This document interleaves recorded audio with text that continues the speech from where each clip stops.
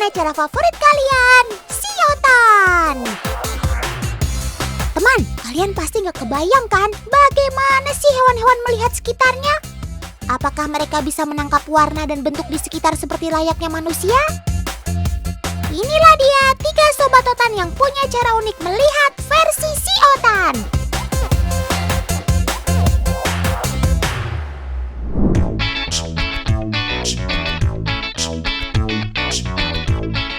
Tentu saja sobat-sobat otan ini punya kemampuan melihat yang lebih buruk atau bahkan lebih baik dari manusia.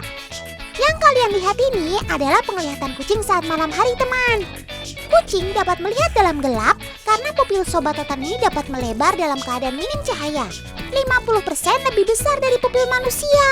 Wah, keren! Yap, tapi inilah kelemahan si kucing. Ketajaman pandangannya sangat buruk atau rabun jauh. Kalau manusia bisa melihat objek sejauh 60 meter dengan jelas, pada jarak kurang dari 6 meter saja, penglihatan kucing sudah buram. Itu karena kucing tidak memiliki otot mata yang merubah lensa untuk mengenali objek pada jarak jauh.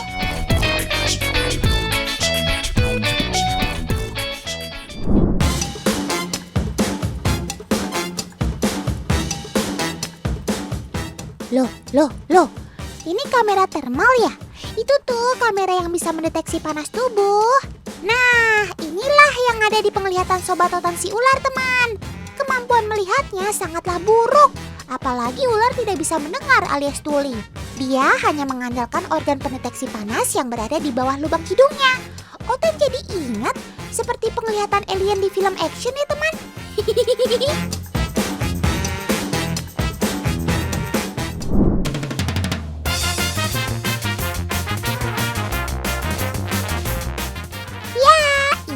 Penglihatan sapi, teman. Manusia bisa melihat sesuatu dalam rentang 180 derajat, sedangkan sapi bisa melihat hingga rentang 300 derajat. Itu karena mata sapi terletak di kedua sisi kepalanya. Tapi sapi juga memiliki titik area buta, yaitu ketika sapi berdiri tegak. Bagian belakang bokongnya tidak akan terlihat. Namun ketika sapi merumput, pandangannya menjadi luas kembali. Sapi mengalami buta warna parsial. Dia tidak bisa melihat warna merah atau hijau. Sapi hanya memiliki 2 reseptor warna yang hanya sensitif pada warna kontras atau gelap terang.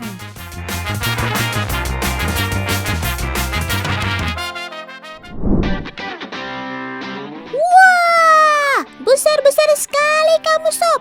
Sapi-sapi raksasa ini adalah milik Presiden Republik Indonesia Bapak Jokowi, teman. Sapi-sapi ini Pak Jokowi dapatkan dari para peternak sapi di daerah, teman. Seperti sapi persilangan simental dengan limosin ini. Sapi ini dibeli dari peternak asal dusun Karangkates, Desa Gangkal, Lombok Utara. Tentu saja sapi ini adalah sumbangan Pak Presiden untuk dikurbankan pada Hari Raya Idul Adha tahun ini di wilayah tersebut. Beratnya mencapai 1 ton atau 1040 kilogram. Wow! Seperti kebiasaan Pak Jokowi di tahun-tahun yang lalu, beliau juga menyalurkan hewan kurbannya di daerah yang lain. Nih, ada si limosin hitam, dibeli dengan harga 100 juta. Pak Jokowi dapatkan dari peternak asal desa Morome, Kecamatan Konda, Kabupaten Konawe Selatan. Sapi limosin hitam ini akan dikurbankan juga di daerah tersebut. Dan tentunya masih banyak lagi sapi-sapi Presiden Jokowi yang akan dikurbankan di wilayah lainnya. Otan bangga sama kalian, wahai para sapi-sapi Presiden. Rela dikurbankan untuk kesejahteraan masyarakat. Hebat! Stop! Anak sapi ini mau dibawa kemana, Kak? Kasihan, masih kecil. Bukannya bersedih, tapi kamu malah terlihat semangat sih, Sob. Sebenarnya ada apa? Otan paham sekarang. Pantas saja anak sapi ini tergesa-gesa, teman. Ternyata ia mau bertemu dengan induknya. Saat ini usia anak sapi baru berumur 7 hari. Keduanya harus terpisah setelah kelahirannya. Walau mereka sudah berpisah 7 hari, tapi hebatnya mereka masih bisa mengenali satu sama lain loh.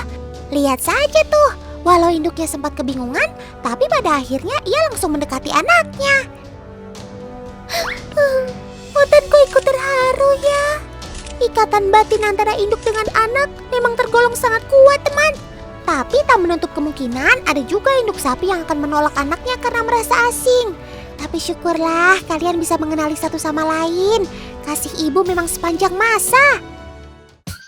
Teman, sekarang kita ikut mesin waktu untuk melihat perjalanan anak sapi di sini yuk.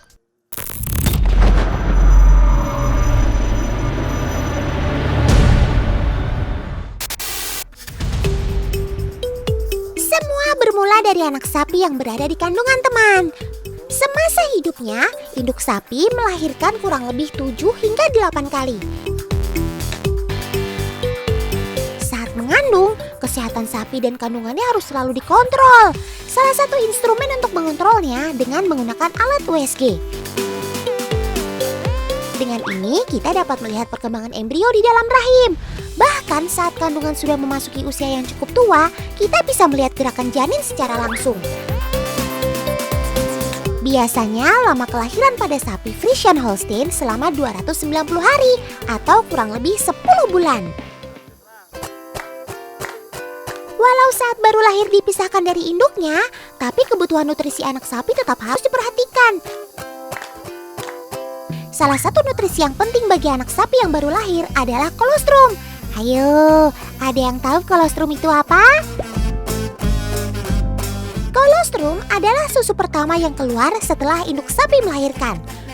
Disitulah terkandung gizi yang lebih tinggi dan dapat meningkatkan daya tahan tubuh anaknya.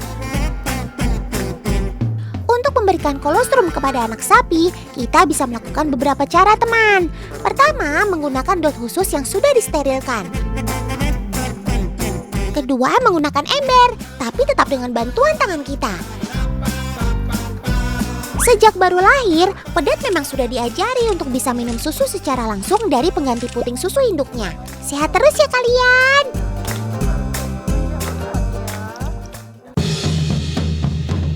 Wah, banyak banget sapi-sapinya. BTW, kalian mau kemana sih, Sob? Jangan-jangan pada mau hangout ya? Otan ikut dong! Teman, sapi-sapi muda ini hangoutnya bukan ke kafe atau restoran. Cukup main di luar sudah dapat membuat mereka senang. Teman, sistem umbar pedet seperti ini disebut juga dengan grazing. Saat di luar, sobat otan ini akan mendapatkan panas sinar matahari yang bermanfaat bagi sapi karena kaya akan nutrisi dan membunuh berbagai penyakit. Umbaran seperti ini juga dapat melatih kekuatan otot sapi sekaligus merilekskan otot yang kaku selama di kandang. Waktu grazing, rumput yang diberikan sengaja dikeringkan terlebih dahulu. Tujuannya agar kandungan air pada rumput sudah tidak terlalu banyak. Karena dikhawatirkan anak-anak sapi ini akan kembung dan membahayakan nyawanya. Semangat ya, Sob!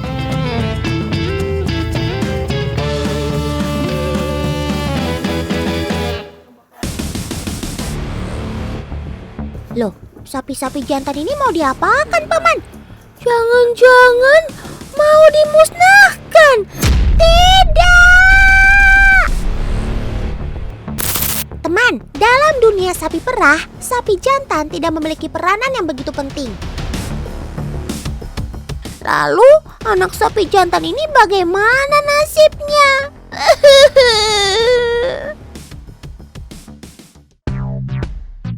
Tenang teman, sapi-sapi jantan ini tetap akan dipelihara kok. Biasanya sapi jantan akan dibeli oleh warga, kemudian dipelihara. Jika sudah besar, nantinya sapi jantan akan menjadi sapi konsumsi atau sapi kurban. Wah, ternyata yang betina dimanja-manja.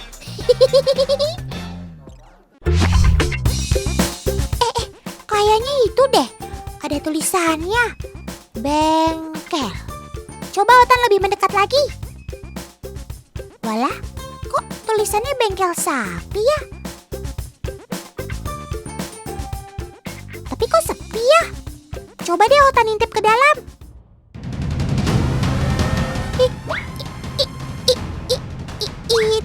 Itu Otan gak salah lihat kan?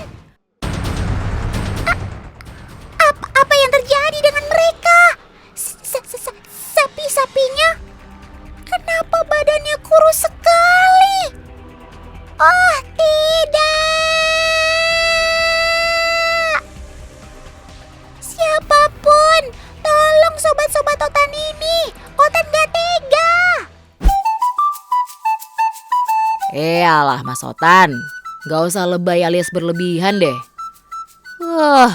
Sampean baca gak tadi di depan?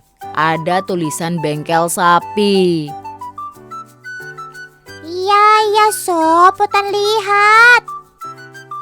Nah bagus kalau tadi lihat. Sini saya kasih tahu ya. Di sini adalah tempat untuk merawat sapi-sapi yang rusak atau sakit. Kayak yang Mas Otan lihat kurus-kurus tadi. Paman-paman itu gak jahat. Mereka justru yang merawat kami. Seperti saya nih. Dulu saya juga sakit dan kurus banget loh Mas Otan. Nih lihat, aku waktu masih kurus dan sakit. Dan juga ketika aku mulai sehat dan gemuk seperti sekarang. Oh ya? Mana-mana coba lihat. Nih, lihat kan? Oh iya, benar-benar. Keren kamu Sob. Sekarang kamu udah makin kermaks, alias keren maksimal.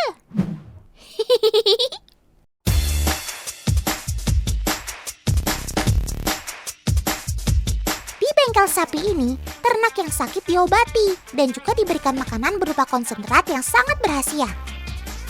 Oh tentu, jangan lupa makanan berupa rumput hijau seperti ini. Sapi kan memang hewan herbivora, alias pemakan tanaman. Rumput kaya akan serat. Serat-serat ini sangat bagus untuk pencerna dan pertumbuhan tubuhnya. Teman-teman di rumah mungkin masih ingat, beberapa waktu lalu sempat terjadi wabah yang berdampak pada hewan-hewan ternak.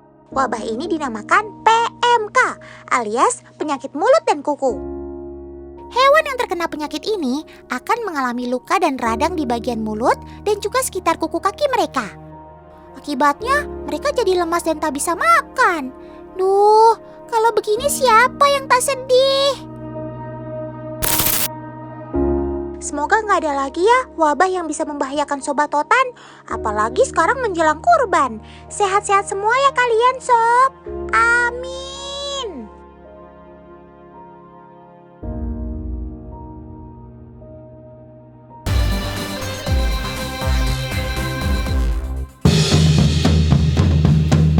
Hei, pada mau kemana ini rame-rame? Habis pulang sekolah ya? Teman, istilah schooling emang selalu disematkan pada ikan-ikan yang bergerombol seperti ini nih. Mungkin karena kelihatan kayak bubaran anak sekolah kali ya. BTW teman, kalian tahu nggak? Ini satu RT rombongan siapa? Yap, ini adalah rombongan keluarga besar ikan kakap.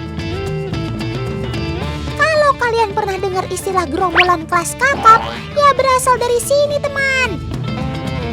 Gerombolan atau kelompok kelas kakap selalu dilabelkan pada kelompok orang yang mempunyai kekuatan atau jumlah yang besar. Kalau perbandingannya ya kelompok kelas teri. Dengan berkumpul seperti ini, predator menjadi tidak fokus mau memangsa ikan yang mana dan menganggap kumpulan ikan ini menjadi individu yang besar dan menakutkan. Gerombolan ikan kakap nih bos, senggol dong.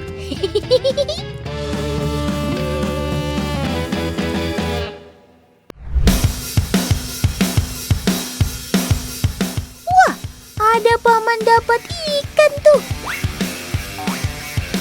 Sepertinya paman dapat kakap merah. Benar, ikan kakap merah raksasa. Ini beratnya bisa lebih dari 13 kg nih. Wow, luar biasa. Ikan-ikan seperti kakap merah memang sering menjadi target para pemancing. Nah, untuk mempertahankan populasinya, beberapa balai budaya sudah meneliti untuk mengembangbiakannya, seperti yang satu ini. Tapi kakap merah kok warnanya hitam putih ya? Tenang teman, saat masih kecil kakap merah memang berwarna hitam putih. Namun semakin dewasa, warna tubuhnya akan semakin merah. Dan ini dia kakap merah yang sudah mulai dewasa. Di tempat ini, ikan kakap kecil tidak boleh terlambat diberi makan. Maka dari itu, pemberian pakan dilakukan secara otomatis. Alat pakan otomatis ini namanya food timer. pakan ikannya berupa pelet yang akan dikeluarkan oleh mesin dan diatur pada waktu yang sudah ditentukan. Karena bukan di habitat aslinya, kakap di kolam budidaya ini mudah terserang penyakit. Untuk mencegah dan mengobati ikan yang terserang penyakit, diperlukan penanganan khusus. Wah, sepertinya ada paman yang akan mengobati ikan kakap tuh. Pertama-tama, air di kolam harus dikurangi agar ikan mudah ditangkap. Lalu disiapkan air bersih di kolam baru. Nah, langkah selanjutnya adalah mempersiapkan larutan obatnya dan pelarutnya adalah air tawar. Larutan obat ini akan menghilangkan jamur dan bakteri pada tubuh ikan. Setelah obat siap, ikan ditangkap dari kolam asalnya, kemudian dipindahkan ke kolam baru. Teman-teman, kalian tahu tidak kenapa ikannya harus dipindahkan dulu ke kolam lain terlebih dahulu? Otan jelaskan ya, ikan yang akan diobati harus dipindahkan ke kolam yang bersih karena air di kolam lama telah tercemar bakteri. Jadi, agar pengobatan lebih efektif dan mengurangi bakteri, ikan harus dipindahkan dahulu. Begitu teman, Otan hebat kan? Setelah ikan pindah ke kolam bersih, baru deh obatnya dicampurkan dalam air. Ikan-ikan yang sedang diobati ini akan berendam dalam cairan obat selama 24 jam. Kemudian setelah selesai, baru deh ikan dapat dipindahkan kembali ke air yang bersih. Pada umur 2 bulan, kakap merah akan disortir sesuai ukuran dan kesehatannya. Ikan kakap yang akan disortir ditaruh dalam bak-bak kecil seperti ini. Kakap merah yang berukuran besar akan dipisahkan dari kakap yang lebih kecil. Ini karena si kakap adalah predator yang ganas, sekalipun terhadap anak-anaknya. Orang tua macam apa itu? Ada rombongan kakap yang lain nih teman. Kalau dilihat dari warnanya, sudah dipastikan ini adalah rombongan kakap Blue Strip Snapper. Sama seperti jenis kakap lainnya, mereka senang berenang berkelompok seperti ini. Selain untuk memudahkan mencari makan, kemungkinan mereka mendapatkan pasangan juga semakin besar. Wah, Otan doain semoga para jombloan, jomblowati kakap cepat menemukan jodohnya ya.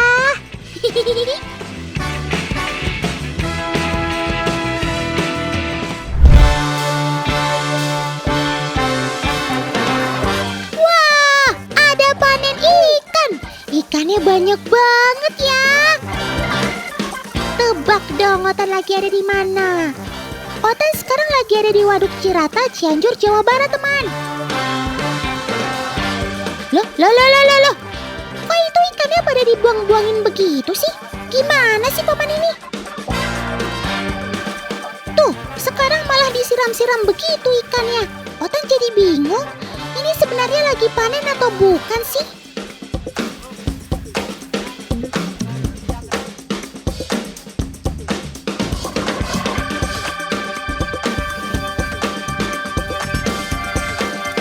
Ternyata ikan yang dibuang bukan ikan bawal, teman, melainkan nila, ikan mas, dan ikan golsom. Yap, ikan yang dibudidaya di keramba jaring apung ini sebenarnya adalah ikan bawal. Tuh, banyak banget kan ikan bawalnya? Nah, kalau siram-menyiram tadi, tujuannya untuk menyisihkan ikan-ikan yang masih kecil dan belum layak panen. Hanya bawal berukuran lebih dari 10 cm yang akan dipanen. Begitu, teman. Ikan bawal yang biasa kalian makan di pinggir jalan asalnya dari sini loh. Di tempat ini, sekali panen ikan bawal, jumlahnya bisa mencapai 5 ton. Wih. Teman, kalau kalian perhatikan, ikan bawal ini mirip sekali kan dengan ikan piranha. Tubuhnya bulat dan pipih, serta perut bawahnya sama-sama merah. Keduanya juga sama-sama karnivora yang memangsa ikan-ikan kecil. Terus, apa jadinya ya kalau bawal dan piranha bertemu? Otan jadi penasaran. Yang di sebelah kiri adalah ikan bawal. Di sebelah kanan, ikan piranha. Piranhanya udah gak sabaran banget kayaknya. Wih, langsung langsung strike, teman. Lihat tuh, bawal yang satu ini langsung dikeroyok sama piranhanya rame-rame. Weh. Meskipun berkerabat dekat dan ukurannya sama, piranha memang terbukti jauh lebih ganas ketimbang bawal. Tanpa ampun, bawal pun dimangsa sampai habis. Betul-betul predator sejati ya. Nggak salah dong kalau piranha disebut ikan paling mengerikan di dunia.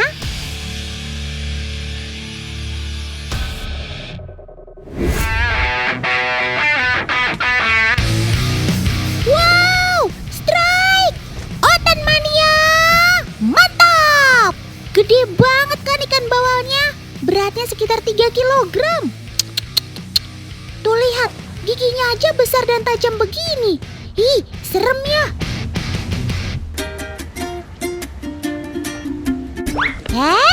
Kak Vicky strike juga tuh. Wah, kenceng banget nariknya. Pasti bawalnya besar juga nih. Loh, kenapa Kak? Ya ampun, senar pancingnya putus teman. Wah, kok bisa ya? Bukannya senar pancing itu kuat banget?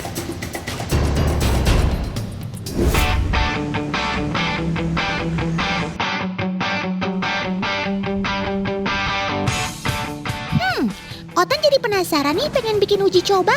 Kak Vicky, tolong bantuin Otan ya. Sudah ada gergaji, triplek, gigi ikan bawal, dan benang pancing yang diikatkan ke tabung gas 3 kg. Kak Vicky, coba sekarang angkat gasnya pakai senar.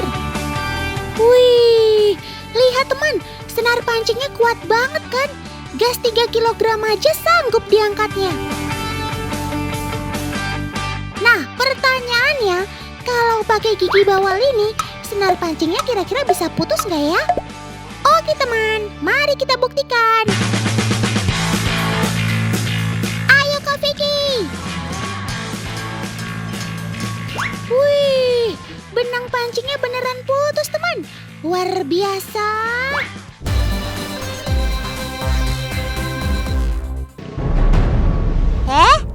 Apa itu?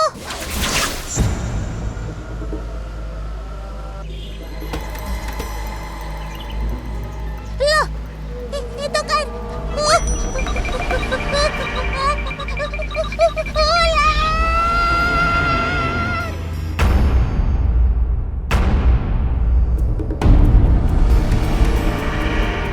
Ayo Kak, pindah duduknya.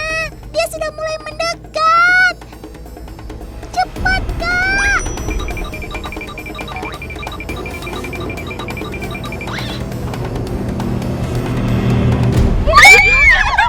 Telat. Otan bilang juga apa? Dia bikin kaget kakak kan?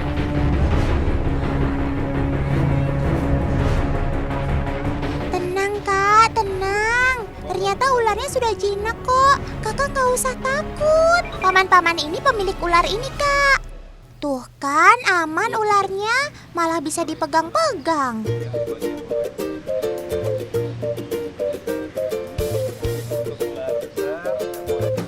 Kalau dilihat dari warna dan coraknya, ini termasuk jenis ular piton teman.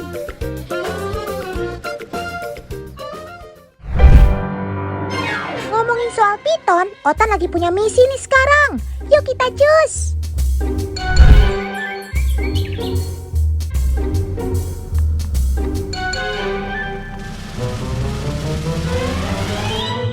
Ki ngapa mbak gawani truk? Anak-anak bae sih. Si Otan kon ngukur dawane Rembo karo truk dawan ndi. Wah, asik. Sekarang kita mau bikin perbandingan si Rambo dengan truk. Menurut kalian, siapa nih yang bakal menang? Rambo atau truk? Kalau Otan sih jelas lah, jagoin Rambo dong pastinya. Tuh, lihat sendiri kan, Rambo dan truk memiliki panjang yang sama. Waduh, kalau ketemu ular sepanjang truk di jalan sih, Otan pasti langsung ngacir. Teman, Indonesia memang menjadi salah satu negara habitat ular sanca. Jadi jangan heran kalau kita sering menemukannya di beberapa tempat, terutama jalan. Besar kecilnya pun beragam. Kalau yang besar contohnya ya si Rambo ini. Jadi ketika bertemu ular jenis piton atau sanca, lebih baik menjauh ya teman.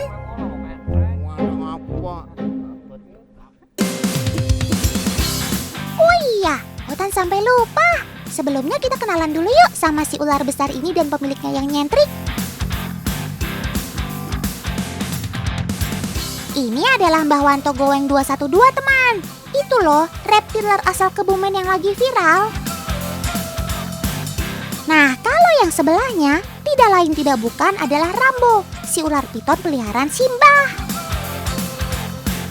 Saat ini Rambo berusia 19 tahun. Ia sudah dirawat oleh Mbah Wanto sejak berukuran sekitar 1 meter.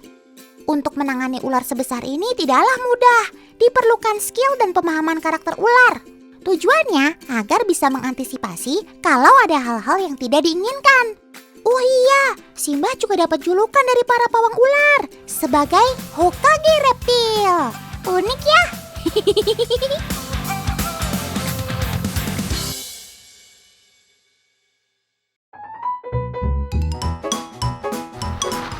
Dia si dawane pira pak, gede banget.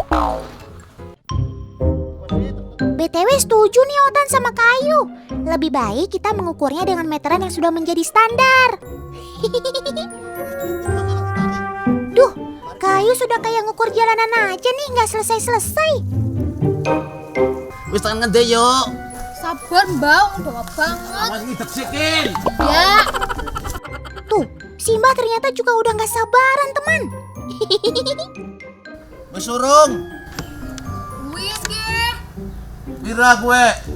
10 meter mbak. Apa? Rambo panjangnya 8 meter. Duh, Otan langsung merinding nih dengernya. Ternyata ada ular piton sebesar itu di Indonesia. Tidak. Sekarang kita ukur diameternya. Pasti nggak kalah besar nih. Nggak kaleng-kaleng teman. Diameternya mencapai 72 cm. Ngeri. Sepertinya ukuran seperti ini sudah sangat cukup untuk menelan manusia, teman.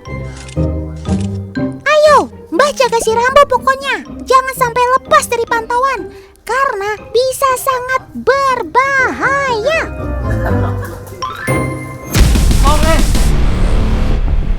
Tolong, Tolong!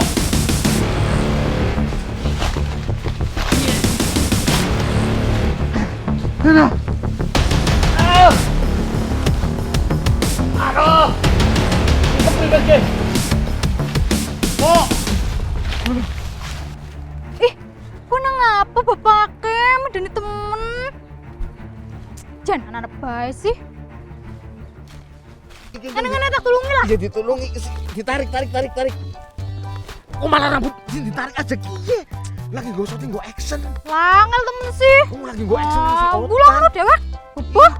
Teman, walaupun tadi cuma adegan sandiwara, tetap saja kalian tidak boleh melakukannya ya. Apalagi dengan ular yang sebesar itu. Karena salah-salah, Sobat Otan ini dapat melilit leher kalian dengan cepat. Kalau sudah begitu, dalam waktu 3 menit saja, pasti kita akan langsung pingsan. Aliran oksigen ke paru-paru dan otak akan terhenti, sehingga kita akan kehilangan nafas lebih cepat dibanding saat digigit ular kobra. Wah, iya, kekuatan ular ini saat melilit setara dengan kekuatan daya belit 6 kali jabat tangan dengan sangat kuat. Sebenarnya lilitan ular ini mereka gunakan untuk membuat mangsanya mati sebelum dimakan. Tapi untungnya saja kejadian tadi dilakukan oleh orang yang ahli, yaitu Mbah Wanto. Jadi semuanya aman deh. Yang gak aman itu sandiwara Otan dan Simbah yang kebongkar.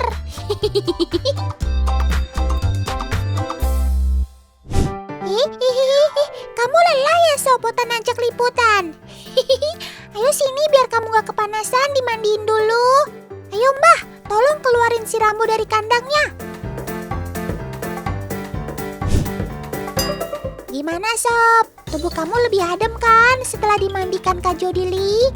Cukup dengan air saja teman. Jangan pakai sabun ya kalau mau mandiin Sobat Otan.